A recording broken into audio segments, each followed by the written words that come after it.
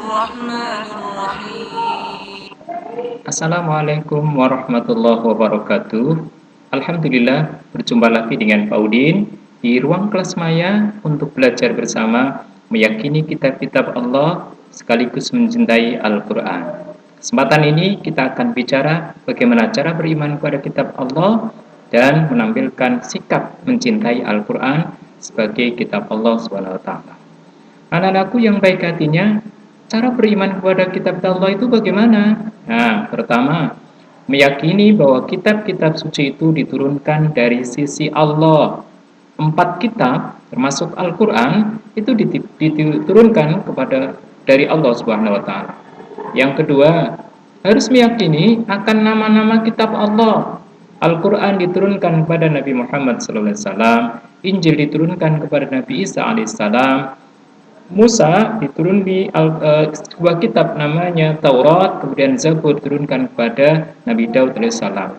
Harus kita yakini akan nama-nama itu.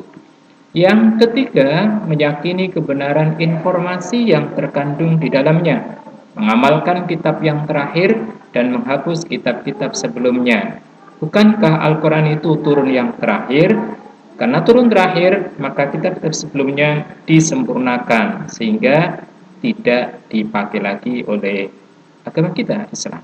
Yang kemudian adalah manfaat beriman kepada kitab Allah. Bagaimana? Apa manfaatnya? Yang pertama, manusia mengakui keterbatasannya. Karena kita beriman kepada Allah, kita punya keterbatasan, kita tidak sempurna, sehingga kita dengan belajar, dengan membaca kitab-kitab Allah, tidak akan sombong. Yang kedua, manfaatnya dapat belajar dari orang-orang yang hidup pada masa lampau. Ada orang-orang terdahulu yang baik-baik beriman, kita tiru. Ada mereka yang tidak beriman, kafir, mereka yang ahli maksiat, Fir'aun misalnya. Nah, kita tidak menirunya. Itu manfaatnya. Yang ketiga, terpantul dalam kesehariannya sikap jujur, amanah dapat dipercaya, bersyukur, selalu berterima kasih kepada Allah, bertanggung jawab, disiplin, dan lain sebagainya. Ini manfaat yang luar biasa kita peroleh. Lalu, bagaimana kita mencintai Al-Quran sebagai kitab Allah Subhanahu wa Ta'ala itu? Nah, bukankah kita ini harus seyakin-yakinnya tidak ada keraguan di dalamnya terhadap Al-Quran? Apa itu? Sebuah kalam suci Allah, Al-Baqarah ayat 2. Dzalikal kitabu la raiba fihi hudal lil muttaqin. Itulah Alkitab, yaitu Al-Quran, nama lainnya. La raiba fihi, tidak ada keraguan di dalamnya. Hudal lil muttaqin, petunjuk bagi orang-orang yang bertakwa. Maka tidak boleh kita ini ragu sedikit. Satu, cara mencintainya adalah membaca Al-Quran secara rutin. Kalau bisa satu hari, habis maghrib boleh, habis isya boleh, subuh juga boleh, setiap saat bisa membaca Al-Quran secara rutin, bagus diistiqomahkan dan mengajarkannya. Walaupun kita tidak hafal Quran, tidak hafal Quran, kita hanya tahu sedikit. Nah, yang tahu sedikit itu kemudian kita ajarkan kepada mereka yang sama sekali tidak bisa membaca Al-Quran. Luar biasa amal ibadah.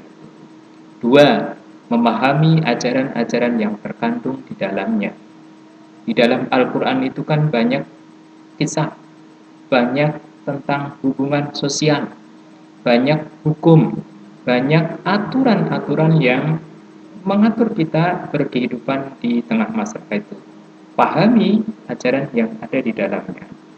Yang ketiga, setelah memahami, kemudian mengamalkan dalam kehidupan sehari-hari. Jikalau Al-Quran mengajarkan untuk tidak berburuk sangka, su'dzon, maka kita tidak berburuk sangka. Al-Quran mengajarkan untuk tidak mencari kesalahan orang lain, wala tajassasu misalnya, jangan cari-cari kesalahan orang lain, maka kita kerjakan.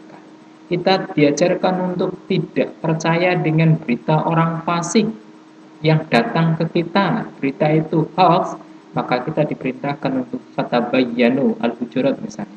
Fatabayyanu, klarifikasi, teliti berita itu benar atau tidak. Inilah cara kita mencintai Al-Quran. Sehingga tidak benar jika kita hanya menaruh Al-Quran, hanya taruh di ruang tamu, dipajang biar dianggap kita ini punya Quran.